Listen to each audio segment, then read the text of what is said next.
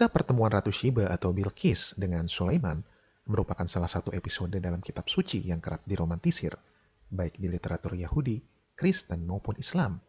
Sayangnya, tidak banyak yang diketahui tentang historisitas sang ratu. Apakah ia benar-benar ada? Jika ada, maka kapan dan di mana ia tinggal? Dan adakah bukti-bukti arkeologis yang mendukung keberadaannya? Usaha serius pertama untuk menjawab teka-teki ini datang dari arkeolog flamboyan asal Amerika Serikat, Wendell Phillips, yang memimpin sebuah ekspedisi ke pedalaman Arabia Selatan pada 1951. Phillips, yang lebih dikenal sebagai Lawrence of Arabia asal Amerika ini, melakukan ekskavasi arkeologis besar-besaran di situs Kuil Awam, yang juga dikenal sebagai Mahram Bilqis di Ma'rib, bekas ibu kota kerajaan Saba, Yaman. Sebanyak 50 ilmuwan, peneliti, dan teknisi berikut 25 buah truk, perahu, dan pesawat terbang turut dikerahkan untuk menyokong operasi penggalian masif tersebut, yang justru menimbulkan kecurigaan besar di kalangan penduduk lokal.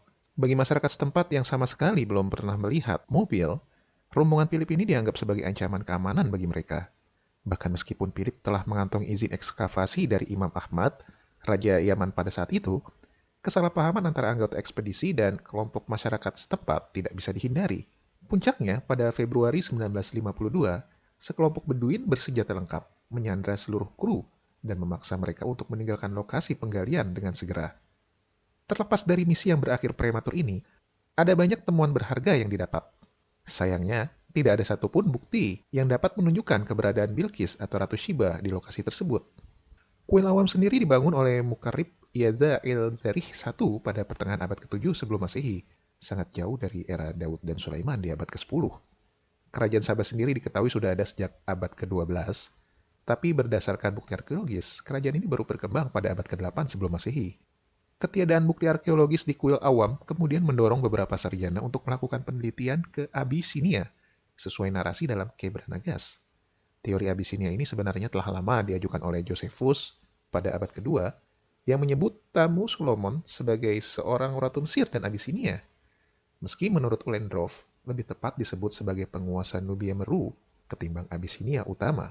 Yang menjadi permasalahan hanyalah narasi dalam Kebra Nagas mengacu pada kelahiran kerajaan Aksum, yang merupakan penerus kerajaan Kush, yang baru muncul pada abad pertama sebelum Masehi, sangat jauh dari era Sulaiman. Permasalahan kronologi ini pula yang mendorong W.L. Belke, seorang profesor literatur Afrika di Universitas Princeton, untuk meneliti sumber-sumber pra-Aksum, di antaranya kerajaan kuno Punt, yang keberadaannya tercatat di dinding kuil persemayaman Hatshepsut dari dinasti ke-18 di Deir al-Bakhri, Mesir. Punt sendiri digambarkan sebagai rekan dagang Mesir yang mengekspor sejumlah komoditas mewah seperti emas, resin aromatik, kayu cendana, eboni, gading, dan binatang eksotik lainnya ke Mesir. Hatshepsut bahkan pernah mengutus menteri utamanya Nehsi untuk memimpin ekspedisi dagang ke kerajaan tersebut. Bagi Belker, kerajaan Punt inilah yang kemungkinan besar merupakan kerajaan asal dari Ratu Sheba. Sayangnya, hingga saat ini para sarjana masih berdebat mengenai lokasi pasti dari kerajaan Punt. Meski para sarjana tidak menemukan bukti kuat mengenai keberadaan Ratu Sheba atau Bilqis, baik di Sabah maupun Abyssinia, tapi mereka telah lama mengetahui keberadaan catatan mengenai sejumlah ratu Arab yang menguasai jalur perdagangan aromatik dari Yaman ke Levan.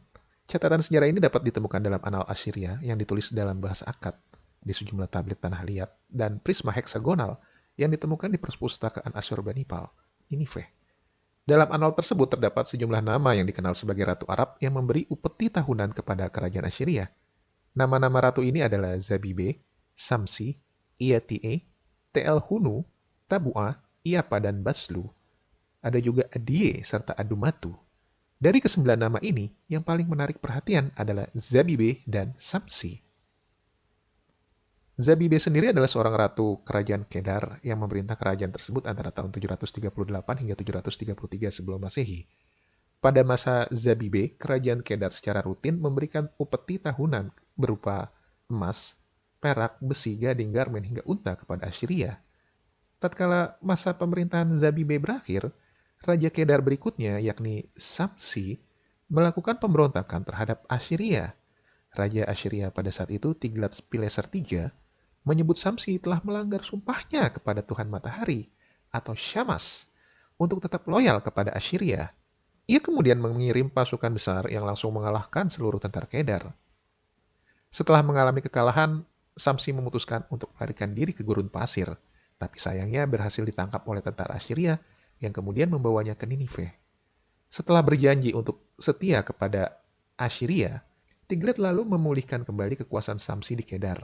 Samsi memerintah kerajaan tersebut selama 5 tahun sebelum digantikan oleh ratu Arab lainnya, yakni Iatie. Menurut Israel Finkelstein, keberadaan ratu-ratu Arab ini erat kaitannya dengan meningkatnya perdagangan aromatik antara Saba dan Levan, tidak lama setelah jalur perdagangan antara kedua wilayah terbuka, menyusul keberhasilan domestikasi unta sebagai alat mengangkut jarak jauh. Mode transportasi baru ini yang mampu membelah jalur tandus Arabia memunculkan kota-kota baru di sejumlah tempat yang dilalui karavan dagang sebagai tempat transit maupun penyedia air dan makanan. Kota-kota tersebut kemudian tumbuh makmur yang diikuti dengan lonjakan jumlah penduduk secara dramatis. Tergiur oleh kekayaan yang dihasilkan oleh jalur perdagangan ini, Assyria kemudian menaklukkan seluruh kerajaan kecil di wilayah Levan dan menjadi pemain utama yang memonopoli jalur perdagangan aromatik. Keuntungan luar biasa yang dihasilkan dari jalur perdagangan aromatik ini pula yang membuat negara vasal Assyria menikmati kemakmuran darinya, termasuk diantaranya kerajaan Judah. Kerajaan Kedar yang diperintah oleh para ratu ini memiliki peran penting dalam perdagangan aromatik karena merupakan kerajaan Arab pertama yang menguasai rute dagang. Besar kemungkinan karavan unta yang mengangkut komoditas berharga ini juga berada di bawah kendali kerajaan Kedar. Posisi kunci Kedar ini bisa dilihat dari keputusan Tiglat-Pileser III yang alih-alih menghukum mati Ratu Samsi karena memberontak, justru mengembalikan posisinya sebagai penguasa vasal Assyria.